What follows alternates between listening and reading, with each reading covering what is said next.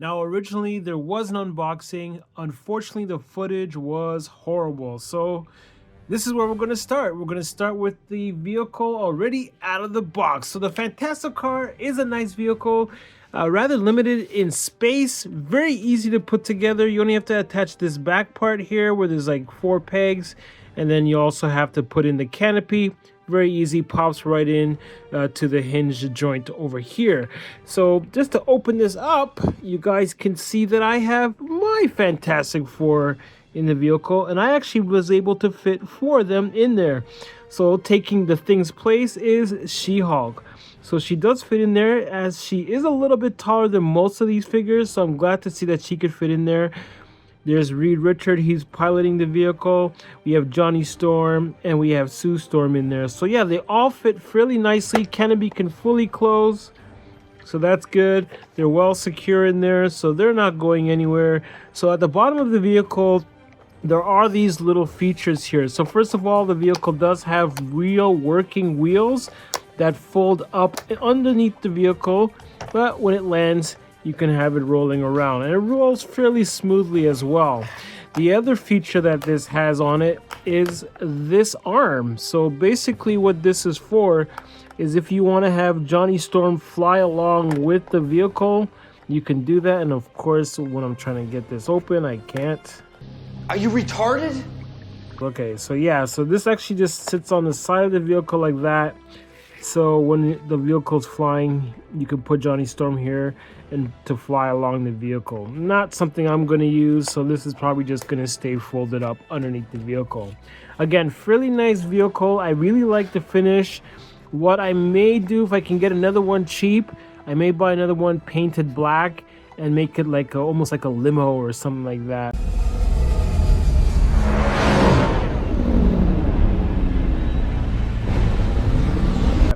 So yeah, this is going to be like the high-end speeders for my Edgepoint Station. So really cool vehicle, really love this quite a lot. So that was the unboxing and the construction of the vehicle. Like I said, fairly easy to put together. It's like child's play. But wait, there's more. I recently got some new goodies that I can't wait to play around with. First of all, I got these really small tins. I got them, I think, for like $5 for all 4. No, $8 for all 4. And it's these small little cargo containers. Very cool. They do open up. They're actually made out of tin, so you can actually put stuff inside. So that's really cool. The paint applications on this are phenomenal. Looks really good. Love that weathered look. So it fits right into the world building aspect. So I don't have to do any of that painting, because you all know I hate painting stuff. So here's the 2 of them, and here's 2 more. So these all came as a 4-pack. You could either buy them individually, but that was more expensive. It made more sense to buy all 4. So I wanted to see what they look like. I may get some more, as they do have some other finishes as well. They have some clean ones as well, so I may get some of those as well. So quite happy with those. Gonna fit right into my station very nicely.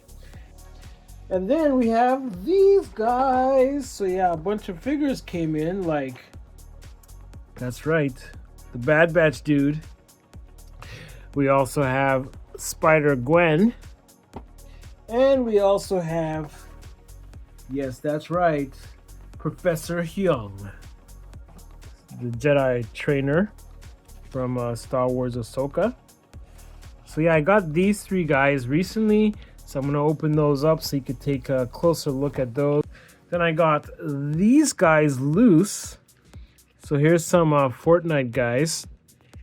I really wanted this droid for a long time, so I'm glad I got him. And I ordered this astronaut before I got my Planet Green Valley astronaut. He's not as nice, but hey, he will serve his purpose. He will be an astronaut. So I might make him that he's also part of the same UKSA, so that's the United Kingdom Space Agency. He's just going to be wearing this older astronaut uniform. So, and he doesn't want to stand. There we go. So yeah, those really are nice. Glad I got them for really cheap. So I can't complain about any of that. But wait! there's more. So I got this vehicle from the Superpowers collection. It's the Sea Saucer. So this is what the Black Manta uses. So really cool. Looking forward to opening this up. So you guys will see that in a moment. Really excited about that. A few moments later. So here's the Sea Saucer out of the box, not fully assembled yet. It is entirely possible that the three words parents fear most are some assembly required. But fairly easy to put together. Comes with these two extra wings. At the bottom, there are these two torpedoes that look like mechanical sharks. Really cool looking things. You just pop these right into where the tabs would indicate. So there's one wing in.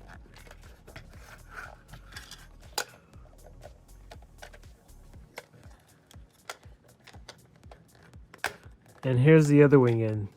Boom, bam, bam, boom, boom. So here it is fully assembled. The wings are fairly easy to pop in. You just tab them right into the slots. Has these two little spinny torpedoes. Are you really retarded? Sorry, propellers. And there's also this little fin here that you just pop right into place. There's two little pegs that you just peg into the holes. And then to open the cockpit, just simply press this button and bam, you can fit your figure right in there. And the stickers already in. Y'all know I'm not a big fan of stickers, but hey, that's cool nonetheless. I may give it a paint job as I don't normally weather a lot of stuff, but I'm trying to get better at doing some of that. But yeah, fairly easy to put together, great figure. So now you can see some of the figures in the background that I've released. So here is Spider-Gwen. I like the fact that she's a little bit smaller, but now this is an Epic Heroes figure, so this is part of a kids line. So the articulation is rather limited. She does have elbow joints. She also, the elbows do spin. The unfortunate thing, there's no wrist articulation, no waist articulation, and no ankle articulation. So you're rather limited with the poses you can put her in. Now, of course, I may try to customize her to see if I can get like maybe some new feet on her and cut off the hands and maybe put some hands on her. Trying to still decide what I want to do with that. But I have ordered a custom Gwen head, the one with the shaved side and the blonde hair. I have to paint it, but I will be using it with this figure. That's why I got it for this figure. And actually that head costs more than the figure, and it was a blank head as well. But nonetheless, I'm really excited about that. Now, she also comes with this little web effect. Probably not going to ever pose her with this because it looks pretty lame. But again, this is a kid's line, so it's not for collectors to really complain about, even though I'm complaining about it. But not really. But yeah, great figure. And let's take a look at a few more things out of the boxes. And then we have some little goodies that are going to be part of my station's restaurant that I'm working on. A little diner type thing. So yeah, let's take a closer look at some of those. So you're not going to see the whole box here, but yeah, I got this lovely vehicle. Very cool. So as you can see here, it's the Iron Man jet vehicle. So I really can't wait to put that together. If you guys follow Starboy Station, you would have seen that he recently posted a custom painted one that he made. What I'm planning on doing, I want to see if maybe this could fit into the front of it. So maybe slide that in. I'll probably have to glue it together and stuff. But I wanted to see if this could be the cockpit for that X30. So I'll keep you guys posted on that. We'll open this up in a minute to take a closer look. A few moments later. So here's the Iron Man vehicle, fully assembled. Not a bad vehicle. I really love the design. I'm just not crazy about some of the gimmicky things. But again, this is a kid's toy, so I'm not surprised that some of the things look kind of kiddie-like, because it's not for collectors. But of course, us customizers love these type of things because we like to turn them into collection type vehicles. So the first thing you have to do, some assembly is required with this. You have to attach the ailerons. There's this rounded back end for the back seat that you attach. Again, they just tab right into place, so fairly easy to do. There's also these landing gear underneath the vehicle that also act as like a grabbing tool of some kind, I guess. So there's that feature. Yeah, not gonna be using that, so we'll be taking those off. And then there's also this cool feature though. This one I do like, is when it goes into attack mode. These arms pop out and you got your blast cannons ready to go. Fairly cool. And then these plug in right underneath. I guess they're like missiles, but I won't be using those. I'll be taking those out as well. And then there's the missile that plugs in to the front here. And then you have an opening canopy. So this was already assembled, as you guys saw in the package. And then the Iron Man figure is not 4-inch. It's actually 3.75 because he's fairly small. It's not like the Marvel Universe figures that were bigger. So this might be, maybe it might be Iron Man's kid's iron suit, or maybe Iron Heart or something. But yeah, he fits right into the vehicle, no problems. And the good thing about this too is that 4-inch figures can actually fit in here because there's actually room underneath the dash where the feet slide into. So you can actually fit a 4-inch figure in there. I tested it out and it was actually pretty good. So yeah, so he fits right in. Canopy closes. So here's Iron Man inside the cockpit. As you can see, he fits fairly comfortably. Maybe kind of tight, but not too bad. And in the back seat, I have a 4-inch Joy Toy figure. His legs are slightly bent, but he can fit in the back seat back there. Although I most likely won't be using that back seat, as like I said, I'm thinking about using this as the cockpit for the back end of the X30 that I have.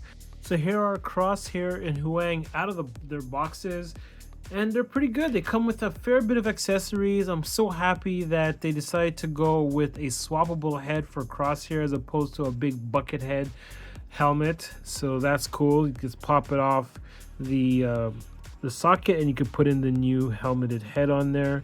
This rifle plugs right into his backpack, which is pretty cool. Although I thought that the little slot that's in the back here, I thought that the rifle would slide in there, but no, there's actually a little peg on the rifle that plugs into a hole on the backpack. Pretty cool, although I find it's a little high on his shoulder, but that's okay. So he comes with a pistol as well that fits right into this holster.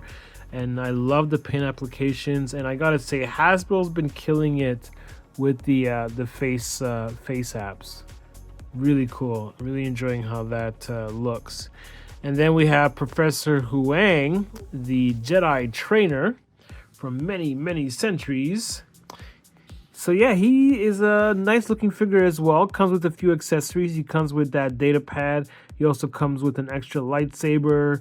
He also comes with a backpack, and the backpack itself has his other arms. So there's two formats that you can put it in. You can either pop it out from here and then plug in the articulated arm, which is really limited in terms of articulation. It only swings. So I may not even bother with any of this stuff. What I might do is I still have my Black Series BD1, the legs for it, so I may try to see if I can attach the legs to that if I want to keep him as Huang. I still want to get another one, although when I got him, he was the last one available.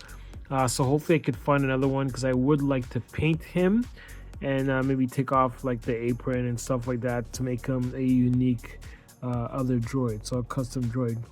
But we'll see how that goes. But for now, I'm enjoying what I have. He looks really cool.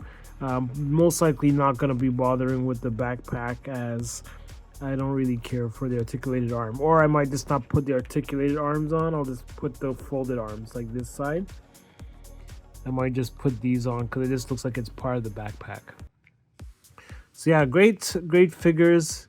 So let's take a look at some of the other things that I got. So let's take a closer look. Really cool. A lot of detail. Love how these came out. I didn't make these. I bought them on AliExpress. $2 for all these bags. Can you believe that? And free shipping. So yeah, really cool. So those are going to be part of my convenience store that I'll be working on for my Spaceport. So that lower section there is going to be like a little mall, and then it's going to continue across through here, And then I am waiting for another shelf to arrive so that it can continue on here. So that middle section here will be all for like the Spaceport Mall. And then that will be a hanger. Down below will be hangers. And on this side, there will be hangers on top and below as well. And then here, that's going to be a club.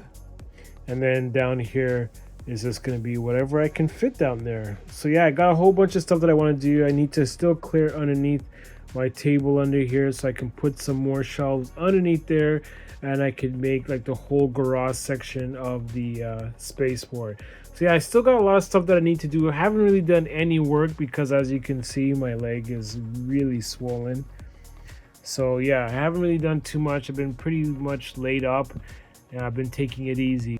And then finally, we have all of these awesome burgers and subs. So I recently got these as I was starting to work on my new franchise for my world building, which is called Like a Bantha Burgers. And the first one was opened on Tatooine by none other than Boba Fett. He was the one that started the franchise as he came into some money, as you guys know.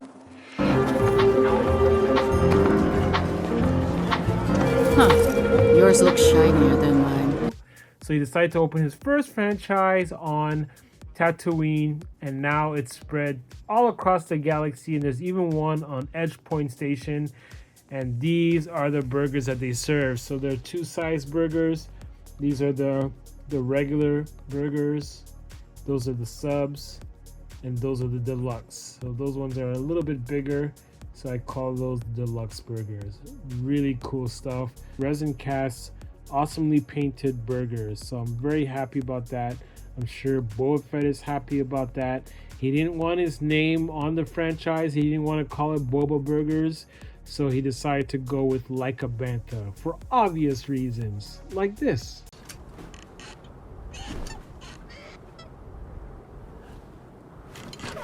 Like a bantha. Yes. So here's a size comparison between the deluxe and the regular size Bantha burgers.